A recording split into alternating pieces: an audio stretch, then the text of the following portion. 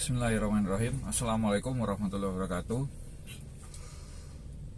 Mungkin beberapa dari kita banyak yang sudah paham ya, sudah banyak info bahwa ilmu filsafat itu ada sebagian dari kajian yang mengharamkan ya. Jadi tidak diizinkan jamaahnya untuk mempelajari ilmu filsafat. Ya, filsafat itu kan dasarnya logika ya. Cuma sayangnya dalam ilmu filsafat itu logika yang dibangun beberapa tidak sesuai dengan ilmu logika yang dari Islam ya. Misalnya kalau di Islam kan ilmu logika itu kan ilmu mantik ya. Ya di filsafat karena berkembangnya banyak di barat ya, jadi metodologinya banyak mengadop dari ilmu logika yang sekuler. Sebetulnya di situ. Jadi khawatirnya kalau belajar filsafat nanti keceblong itu. Jadi turunlah nilai-nilai Islamnya. Contoh paling gampang kan seperti ini. Jadi misalkan ya, kemarin kebetulan barusan ada kajian ini, saya ada kajian tentang Al-Hikam. Di situ ada sebuah contoh yang bagus. Jadi gini contohnya, ketika ada biji yang akan tumbuh ya, biji tumbuh-tumbuhan itu sebetulnya Allah mampu menumbuhkan, jelas pasti Allah mampu menumbuhkan.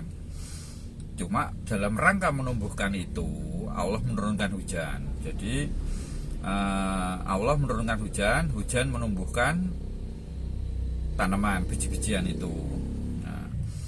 Demikian kan orang sakit itu sebetulnya menyembuhkan Allah ya, tapi Allah mentakdirkan sembuhnya melalui dokter. Nah ini kalau dalam ilmu logika yang sekuler itu siapa yang menyembuhkan si A yang sakit? Tentunya dokter. Nah itu masalahnya di situ kejeblongnya. Terus kemudian siapa yang menumbuhkan biji-bijian ini di tanah yang keras ini? Air hujan. Akhirnya di situ. Padahal sebetulnya semuanya itu adalah yang menyembuhkan adalah Gusti Allah, yang menumbuhkan biji-bijian jadi tanaman adalah Gusti Allah juga.